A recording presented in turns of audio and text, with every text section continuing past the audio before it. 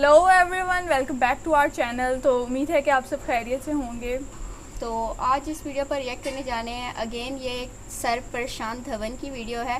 तो अगर पिछली वीडियो की बात कर ली जाए जिसमें हमने मिस्टेकनली, बल्कि मैंने मिस्टेकनली बोल दिया था कि खान सर की बात की जाए, तो वो बेसिकली हुआ ये था कि हम काफ़ी दफ़ा इनकी वीडियो देख चुके हैं और हमें ये पता है कि ये सर प्रशांत धवन की वीडियो होती हैं। लेकिन मुझे मिस्टेकनली ये लगा था कि खान सर भी उन्हीं को कहते हैं, यानी खान सर के नाम से भी अलग चैनल है जो उनका चैनल है और वो एकेडमी के साथ इनका एक अलग चैनल है। तो मुझे ये कन्फ्यूजन हो गई थी जिसकी वजह से मैंने ये बोल दिया था। और उनकी भी वीडियोस मैंने देखी हुई हैं। संदीप महेश्वरी वाला मैंने इंटरव्यू देखा था खान सर का, तो इसलिए मुझे मिक्स हो गया था कि शायद इनको ही खान सर कहते हैं, क्योंकि शायद शक्ल नहीं देखी हुई हमने प्रशांत धवन सर की, तो आवाज़ की सिमिलर होने की वजह से ऐसा लग रहा था। लेकिन थैंक यू आप सबका जिन्होंने मतलब करेक्शन किया, आकर कमेंट सेक्शन में काफ़ी अच्छे तरीके से गाइड किया कि खान सर एक अलग टीचर हैं और सर प्रशांत धवन एक अलग टीचर हैं। तो आज की अगर वीडियो की बात कर ली जाए, Russia warms of blocking G20 declaration pressure pressure on. On India. तो इस वीडियो को देखते हैं और एंड पे इसके बारे में बात करते हैं। So let's start.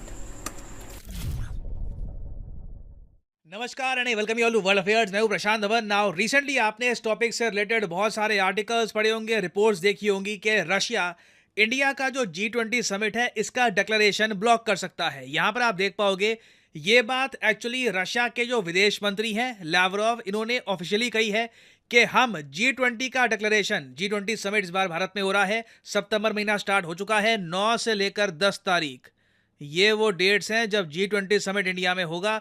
तो बिल्कुल रशिया के जो विदेश मंत्री हैं कह रहे हैं कि हम डिक्लेरेशन ब्लॉक कर देंगे अगर हमारे व्यूज को डिक्लेरेशन में नहीं रखा गया। यहां पर आप देख पाओगे Russia threatens to block G20 declaration. अब यहां पर आप ये पूछ सकते हैं कि इस सब आर्टिकल्स में ये क्यों लिखा है कि वार्निंग मिल रही है रशिया से, रशिया थ्रेटन कर रहा है।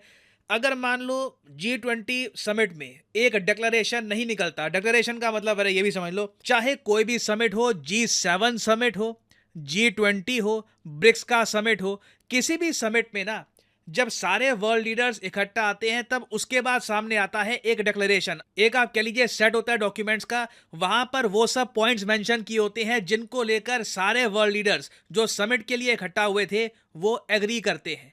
नाउ रशिया कह रहा है कि अगर हमारा जो व्यू है यूक्रेन वॉर को लेकर, कई और चीज़ों को लेकर, ये G20 डिक्लेरेशन में मेंशन नहीं किया गया तो ये पूरा डिक्लेरेशन हम ब्लॉक कर देंगे। और भारत के लिए देखो ये ज़रा मैं कहूँगा नेगेटिव बात इसलिए हो जाती है क्योंकि इतिहास में कभी भी G20 का जो समिट है ये बिना डिक्लेरेशन के ख़त्म नहीं हुआ। यहाँ पे आप देख पाओगे वेस्टर्न मीडिया इसी बात को काफ़ी एम्फसाइज कर रहा है कि G20 under India's presidency risks going down as first to conclude without a statement। के पूरा समिट खत्म हो गया, वर्ल्ड लीडर्स आए बट कंक्लूजन नहीं निकल पाया, एक प्रॉपर डिक्लेरेशन, एक आप कह लीजिए एक पीस ऑफ पेपर पे सहमति नहीं बन पाई। और ऑब्वियसली देखिए ये हमारे लिए खराब है। बाकी अगेन मुझे ये मेंशन करना पड़ेगा, ऐसा नहीं है कि जी G20 समिट्स 1940 से हो रहे हैं, 1950 से हो रहे हैं।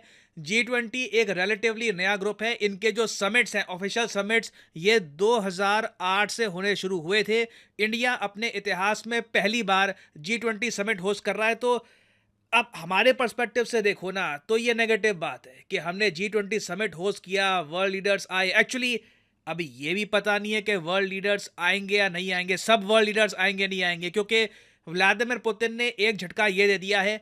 इन्होंने ऑफिशियली ये बात क्लियर कर दी है कि पुतिन इंडिया नहीं आ रहे। यहाँ पे आप देख पाओगे पुतिन टेल्स इंडिया, यहाँ पे आप देख पाओगे बीबीसी का आर्टिकल है, Putin tells India PM Modi he will not attend Delhi summit. तो पुतिन दिल्ली में नहीं आने वाले। इंटरेस्टिंगली इससे पहले आपको याद होगा इंडिया रशिया का एक और समिट था, वो भी पोस्टपोन कर दिया गया था। अब G20 समिट में भी पुतिन नहीं आ रहे, ये खराब साइन है, ये खराब साइन है। पर्सनली आप मुझसे पूछे, आई थिंक G20 समिट में पुतिन को आना चाहिए था, स्पेशली जब इंडिया ने कैटेगोरिकली ये कह दिया कि जेलेंस्की पार्टिसिपेट नहीं करेंगे G20 समिट में। जो इंडोनेशिया के 2020 वाले समिट में हुआ था, जेलेंस्की बार बार G20 को G19 कह रहे थे, रशिया के अगेंस्ट स्टेटमेंट दे रहे थे। जब ये सब नहीं हो रहा तो इनको क्या प्रॉब्लम थी? एक दिन के लिए ये समिट अटेंड कर सकते थे। ऐसा नहीं है कि एक दिन के लिए ये रशिया से इंडिया में आ जाएंगे तो रशिया यूक्रेन वॉर हार जाएगा। यूक्रेन वॉर को 1-1.5 साल से ऊपर हो चुका है, कोई बड़ी बात नहीं है, 2-3 साल तक वो वॉर चलेगी। तो अगेन मुझे समझ नहीं आ रहा कि पुतिन ने क्यों डिसाइड किया कि ये G20 समिट को अटेंड नहीं करेंगे।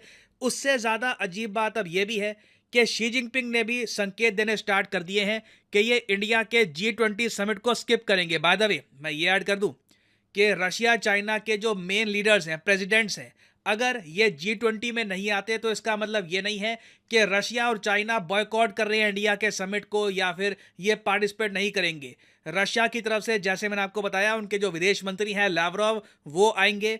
चाइना की साइड से अभी लग रहा है कि शी जिनपिंग शायद ना आए और इनकी जगह जो चाइना के प्रीमियर है वो आ जाए। बाकी अगेन अभी इस चीज़ को लेकर कोई 100% कन्फर्मेशन हुई नहीं है कि शी जिनपिंग इंडिया में आएंगे या नहीं आएंगे। जब जो बाइडन से पूछा गया कि न्यूज़ आ रही है कि शायद शी जिनपिंग इंडिया का G20 समिट स्किप कर दे, तो इसको लेकर आप क्या कहना चाहोगे? तो जो बाइडन ने यह कहा था कि मैं उम्मीद करता हूं, आई होप कि शी जिनपिंग इंडिया का G20 समिट अटेंड करे। तो आप खुद ही सोच लीजिए, पहली बार हम G20 समिट होस्ट कर रहे हैं।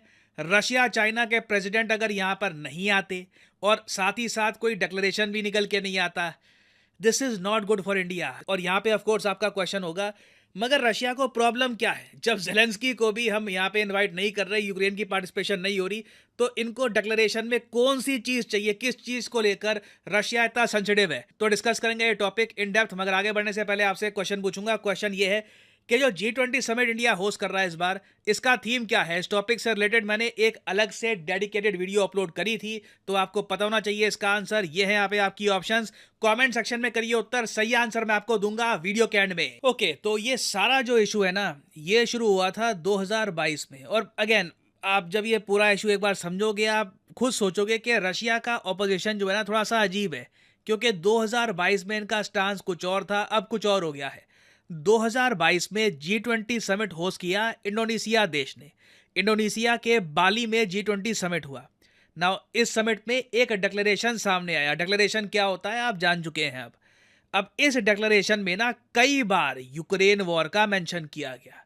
यहाँ पे आप देख पाओगे लिटरली ये जो बाली डिक्लेरेशन है इंडोनेशिया में जो समिट हुआ था G20 का, इसके पैरा 3 में ही आप देखोगे, पॉइंट 3 में ही साफ साफ लिखा हुआ है कि हम सब देश कहते हैं कि जी यूक्रेन वॉर की वजह से ग्लोबल इकोनॉमी को बहुत ही बड़ा लॉस हुआ है। और आगे ये भी कहते हैं कि हम UN रेजोल्यूशन के हिसाब से सब कंट्रीज़ को कहते हैं कि इंटरनेशनल रूल्स को फॉलो करिए और जो अग्रेशन है by the Russian federation against Ukraine, इसे भी रोकना चाहिए। ये बात लिटरली आप ये डिक्लेरेशन ओपन करोगे ना, थर्ड पॉइंट में साफ साफ लिखी हुई है कि यूएन के जो रेजोल्यूशन है ये डिप्लोर करते हैं स्ट्रॉन्गेस्ट टर्म्स में the aggression bye Russian federation against Ukraine and demands complete and unconditional withdrawal from the territory of Ukraine. Now Russia ने देखिए ये जो बात है ये पढ़ी, इसका विरोध किया, कहा कि हम एग्री नहीं करते कि ये स्टेटमेंट यहाँ पर ऐड करी गई। मगर जो बाकी कंट्रीज थी G20 के, टोटल 18 कंट्रीज और चाइना को छोड़कर, उन्होंने और भी कई चीज़ें ऐड कर दी। एक चीज़ देखिए यहाँ पर यह भी ऐड कर दी गई कि सभी देश रशिया को कहते हैं कि इनकी वॉर की वजह से दुनिया में फूड शॉर्टेज हो रही है, फर्टिलाइजर की कमी हो रही है, तो इसलिए भी हम चाहते हैं कि यूक्रेन की वॉर थम जाए। और सबसे ज़्यादा पीड़ा रशिया और इवन चाइना को हुई जब पॉइंट 4 ऐड कर दिया गया। ये देखिए मैं कहूँगा बहुत ही ज़्यादा स्ट्रॉन्ग लैंग्वेज यूज़ करी गई रशिया के अगेंस्ट। ये लोग कह रहे हैं कि इंटरनेशनल लॉ, मल्टीलैटरलिज्म को अपहोल्ड करना बहुत ही इंपॉर्टेंट है।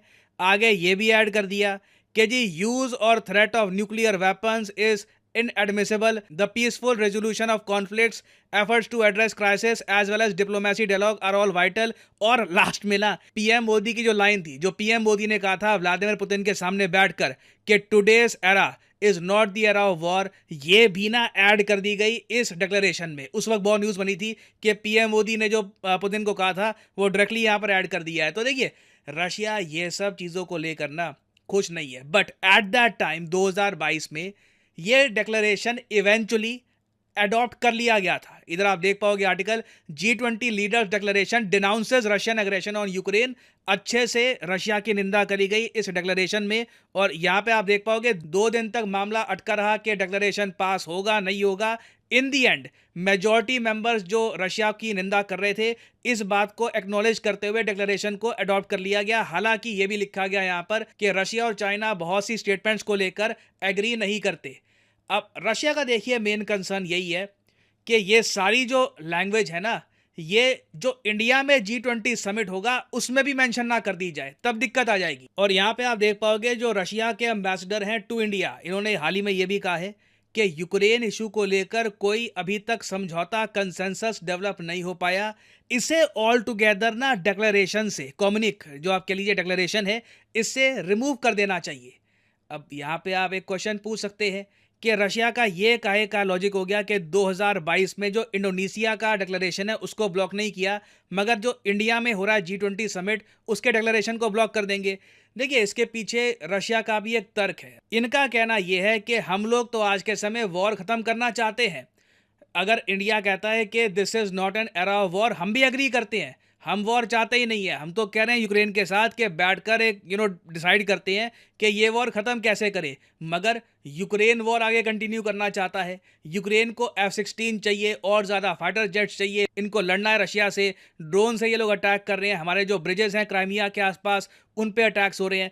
तो रशिया का कहना यह है कि अब वॉर एक ऐसी स्थिति में आ चुकी है जब रशिया पीस की बात कर रहा है, मगर यूक्रेन कह रहा है कि जब तक रशिया को कंप्लीटली ये अपने एरिया से रिमूव नहीं कर देंगे, अपना लैंड वापस कैप्चर नहीं कर लेंगे, तब तक पीस की बात होगी ही नहीं। तो आप अगर एक बहुत ही न्यूट्रल पर्सपेक्टिव से देखो ना, तो हर पार्टी का अपना स्टांस है और अपना स्टांस अपने आप में ठीक लगता है कि ठीक है, ये कंट्री ये बात कह रही है, ये इनका पॉइंट ऑफ व्यू है। आप कंप्लीटली ये नहीं कह सकते कि ये लोग गलत हैं। तो इसलिए जो ये प्रॉब्लम खड़ी हो चुकी है भारत के G20 डिक्लेरेशन को लेकर, इसे हम कैसे सॉल्व कर पाएंगे, इसको लेकर कुछ क्लैरिटी नहीं है। हाँ, मैं यहाँ पर यह भी कहूँगा कि काफ़ी बार आपदा में अवसर आता है, जब बातचीत बिल्कुल ही बंद हो जाए, जब बिल्कुल ही सारी पार्टीज अपना स्टांस स्ट्रॉन्ग कर ले, तब काफ़ी बार ना एक कंट्री एक प्रॉपर मीडिएटर का रोल प्ले करके दोनों को टेबल पर बिठाकर एक समझौता भी करवा सकते, क्योंकि इवेंचुअली रशिया और यूक्रेन के जो आम नागरिक हैं वो भी चाहते हैं कि फाइनली ये वॉर ख़त्म हो जाए। आप जान के हैरान होंगे, यूक्रेन के बहुत सारे लोग थे, वो पहले रशिया जाकर काम किया करते थे, उनके बिजनेसेस बंद बैठे हैं, लोगों की इनकम नहीं हो रही, उनकी कई सालों की जो सेविंग्स हैं ये बर्बाद हो रही हैं। तो hopefully Russia, Ukraine, even US में कहूँगा, ये सब पार्टीज जो अपना कड़ा स्टांस लेकर अब बैठ गई हैं, ये थोड़ी सी फ्लेक्सिबिलिटी दिखाएंगी और उम्मीद ये है कि इस बार के G20 समिट में प्रॉपर डिक्लेरेशन निकल के आए और सब कंट्रीज इसको लेकर सहमत भी हो। सबसे पहले अगर इसमें G20 से रिलेटेड सारी सिचुएशन की बात की तो उन्होंने काफ़ी डिटेल में जो है वो सारी इन्फॉर्मेशन हमें दी। और दूसरा, जहाँ तक अगर यूक्रेन वार से रिलेटेड सारी बात कर ली जाए तो उसमें सबसे पहले जो चीज़ है जिसमें उन्होंने बताया कि इंडिया ये चाहता है कि पीसफुल वे में जो है वो चीज़ों को सारी सॉल्व किया जाए। तो नो डाउट हम पहले भी काफ़ी वीडियोस में इस हवाले से बात करते आए हैं, सारी सिचुएशंस के हवाले से कि जब भी वॉर वगैरह होती है तो इससे किसी भी कंट्री का, पूरे वर्ल्ड को ही एक बड़ा बुरा इम्पैक्ट पड़ता है पूरी दुनिया पर, क्योंकि वॉर तो किसी एक कंट्री या दो कंट्री के दरमियान होती है, लेकिन उससे असर पूरी दुनिया पे पड़ता है और काफ़ी बुरा इम्पैक्ट पड़ता है। लोगों के पास खाने की चीज़ें कम हो जाती हैं, उनकी जॉब्स वगैरह चली जाती हैं, फिर तबाही जितने मैसिव लेवल पे होती है उससे बहुत ज़्यादा नुकसान होता है। तो वॉर तो होनी नहीं चाहिए पहली बात तो। और दूसरा, उन्होंने जिस तरह स्टार्टिंग में बताया कि रशियन प्रेसिडेंट पुतिन जी और जो चाइना के प्रेसिडेंट हैं शी जिनपिंग, इनको लेकर कन्फ्लिक्ट चल रहा है कि क्या ये G20 के समिट को अटेंड करेंगे या नहीं। तो अगर ये अटेंड नहीं करेंगे इससे इंडिया के लिए बुरा होगा, इंडिया के लिए ये एक अच्छा साइन नहीं है। लेकिन होपफुली वो अटेंड करें, क्योंकि इंडिया के लिए इवेंट बहुत ज़्यादा इम्पोर्टेंट है जियोपॉलिटिकली भी, और इंडिया के लिए काफ़ी इससे बेनिफिट होगा इंडिया को आगे वाले प्रोजेक्ट्स में, और इंडिया से दूसरी कंट्रीज़ भी चाहेंगी इन्वेस्टमेंट करना। तो हम भी यही चाहते हैं कि होपफुली ये कन्फ्लिक्ट सॉल्व हो जाएं और वो सारे जो कंट्री के प्रेसिडेंट्स हैं वो इस इवेंट को अटेंड करें। तो ये कि बाकी जो भी मज़ीद प्रोजेक्ट्स वगैरह उन पे काम किया जा सके। और जैसे कि हम भी देखते आ रहे हैं कि यानी काफ़ी ज़्यादा चीज़ों पे जो है वो इंडिया में काम किया जा रहा है और काफ़ी यानी फ्यूचर पर्पसेस के लिए चीज़ें वगैरह सोची जा रही हैं। तो इस वाले से मज़ीद जो भी इन्फॉर्मेशन हो वो आप हमारे साथ शेयर कर सकते हैं। और अगर आपको वीडियोस पसंद आ रही हैं तो don't forget to give a like and subscribe to our channel. तो मिलते हैं नेक्स्ट वीडियो में।